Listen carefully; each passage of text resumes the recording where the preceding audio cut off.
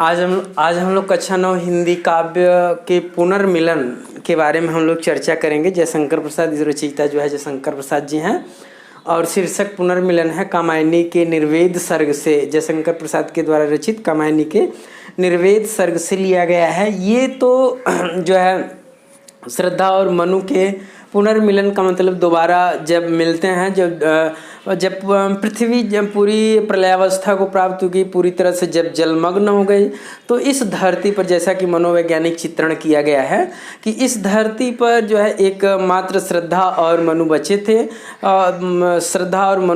श्रद्धा खोजती हुई जब मनु के पास जाती है तो मनु से पुनः एक नए संसार का जो है सृजन करने का उनके अंदर प्रेरणा देती है। वही कहती है, कौन तुम संस्कृति जलनिधि तीर, तरंगों से फेंकी मणि एक कर रहे निर्जन का चुपचाप धरा की प्रभा की धारा से अभिषेक।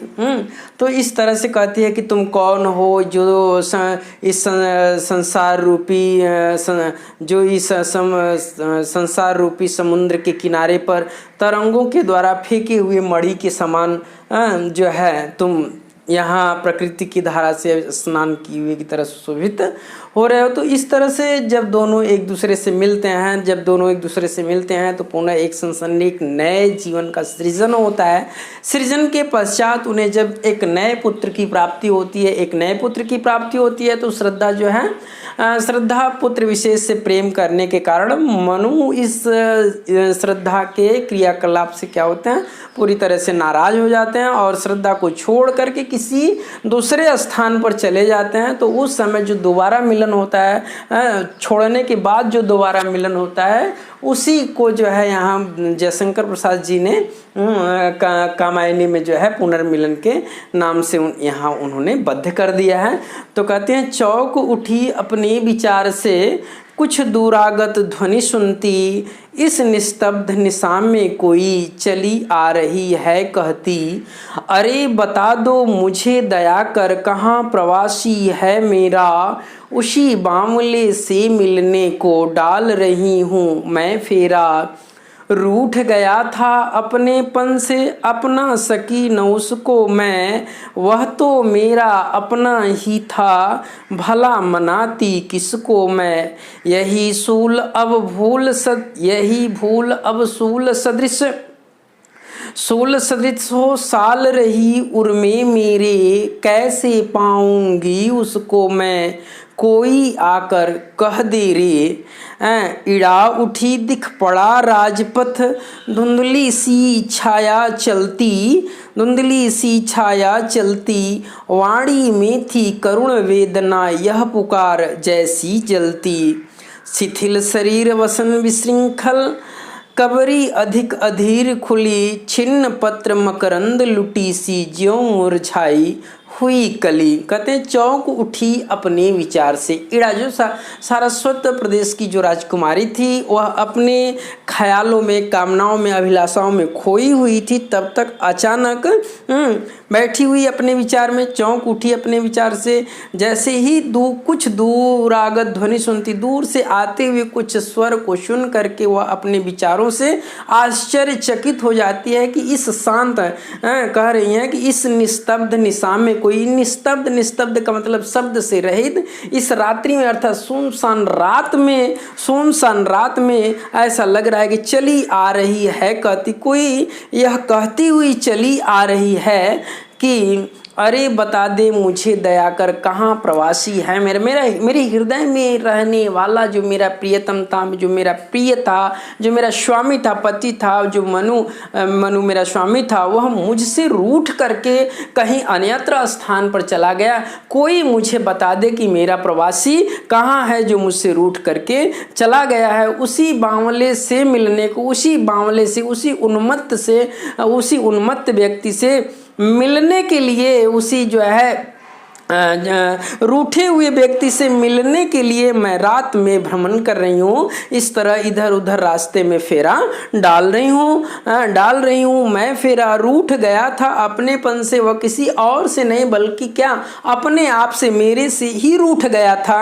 अपना सकी न उसको मैं, और जब मुझसे वे रूठ गए तो उस रूठे हुए मैं अपने स्वामी को अपना जानकर कि भाई ये अपने हैं, मेरे खास अपने हैं, तो फिर इन्हें मनाने की कौन सी आवश्यकता है, ऐसा जान करके मैंने उनको नहीं मनाया। और यही कारण है कि वह तो मेरा अपना ही था, भला मनाती किसको, मैं किसको मनाती। इसी छोटी सी भूल के कारण यही भूल अब सूल सदृश हो गया। यही छोटी सी भूल मेरे लिए इस समय जो है कांटे के जैसा हो गया है, जो मेरे हृदय में हमेशा कांटे के सदृश साल रहा है, कष्ट दे रहा है। यही भूल अब सूल सदृश हो साल रही उर्मे मेरे, कैसे पाऊंगी उसको मैं। कोई आकर कहते मैं अपने उस स्वामी को, प्रियवर को अब मैं कैसे प्राप्त करूंगी, कैसे उनसे मिलूंगी, कैसे जो है वे मुझे मिलेंगे, कहाँ प्राप्त होंगे। कोई इस निस्तब्ध निशा में आकर के मुझसे बता दे कि मेरा प्रवासी मुझसे रूठ करके, मेरा प्रिय मुझसे रूठ करके, मेरे हृदय से निकल करके कहाँ चला, जिनका स्थान एकमात्र मेरा हृदय था, और इस हृदय रूपी घर को छोड़ करके वे अन्यत्र स्थान पर कहाँ चले गए, कोई आकर के मुझे इस बात को बता दे। इड़ा उठी दिख पड़ा राजपथ। इड़ा अपने स्थान से, सारस्वत प्रदेश की जो राजकुमारी इड़ा थी, जैसे ही वह अपने स्थान से उठती है उसे राजपथ दिख पड़ा, राजपथ उसे राजमार्ग दिखाई देता है, और उस राजमार्ग पर धुंधली सी छाया चलती, एक धुंधली सी परछाई, रात की स्थिति है, एक धुंधली सी परछाई आती हुई दिखाई देती है। वाणी में थी करुण वेदना, और उस के वाणी में जो परछाई थी और वो परछाई में जो वाणी थी, एक करुण वेदना थी, करुणा से भरा, दया से भरा हुआ, एकदम पीड़ा से भरे हुए उसके मुख से शब्द निकल रहे थे। वह पुकार जैसी जलती, उसकी जो पुकार थी मानो विरह के अग्नि में मानो क्या कर रही थी, जल रही थी। वह पुकार जैसी जलती, शिथिल शरीर, और उसका शरीर जो था एकदम आलस्य से ग्रसित था, एकदम शिथिल था, अलसाई हुई थी और शरीर, और वसन विशृंखल, और जो उसके वस्त्र थे आधा फटे हुए थे और आधा जो है अच्छे थे। आधा कहने का मतलब ये था कि उसका जो शरीर था वह अधखुला अंग था।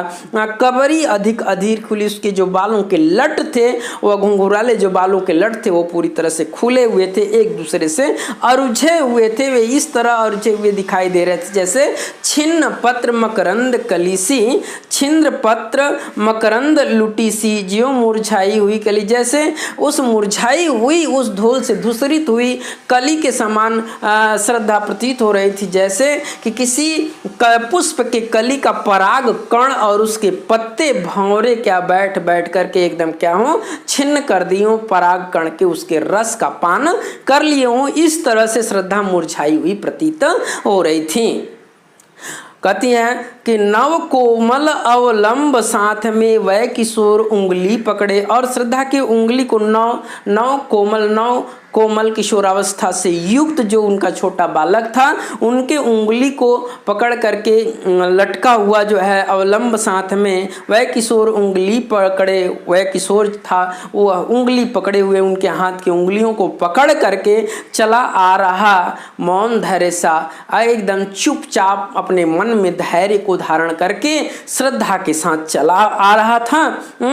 अपनी माता को जकड़े, अपनी माँ श्रद्धा को जो है जकड़े हुए जो है पकड़े हुए उनके साथ साथ चला आ रहा था। थकी हुए थे दुखी बटोही वे दोनों ही माँ बेटे, वे जो दोनों दुखी बटोही थे, बटोही का मतलब यात्री थे, जो दोनों जो माँ बेटे जो यात्री थे रास्ते पर चल रहे थे, पूरी तरह से एकदम क्या थे, थक चुके थे, रात में चलते चलते पूरी तरह से थक चुके थे। खोज रहे थे भूले मनु को जो घायल होकर लेटे, वे उस मनु को खोज रहे थे जो घायल होकर के उस शिलातल पर क्या थे, पूरी तरह से लेटे हुए थे। लेटे हुए थे। इस तरह से जो है दोनों माँ बेटे मनु को खोज रहे थे। इड़ा आज कुछ द्रवित हो रही दुखियों को देखा। इड़ा जो थी, जो सारस्वत प्रदेश की जो राजकुमारी थी, इन दोनों माँ बेटों को देख करके उनके अंदर भी दया से वो क्या हो रही थी, द्रवित हो रही थी, एकदम पूरी तरह से पिघल रही थी। दुखियों को देखा, जैसे ही उन्होंने दुखियों को, उन दोनों दुखी माँ बेटों को जैसे ही उन्होंने अपने पिता और अपने स्वामी मनु को खोजते हुए देखा, वह इड़ा जो थी वह पूरी तरह से क्या हो गई थी, द्रवित हो गई थी, एकदम दया से एकदम घिर चुकी थी, आच्छादित हो चुकी थी। तो इस तरह से हमने पुनर्मिलन के जो आपके जो है पद थे, हमने पूरी तरह से हमने व्याख्या कर दिया है। आप उसका अध्ययन करें। यदि कोई समस्या होता है तो फिर व्हाट्सएप करके समाधान भेजें, हम आपके व्हाट्सएप करें ताकि उसकी समस्याओं का हम समाधान कर दें। ठीक है, थैंक यू।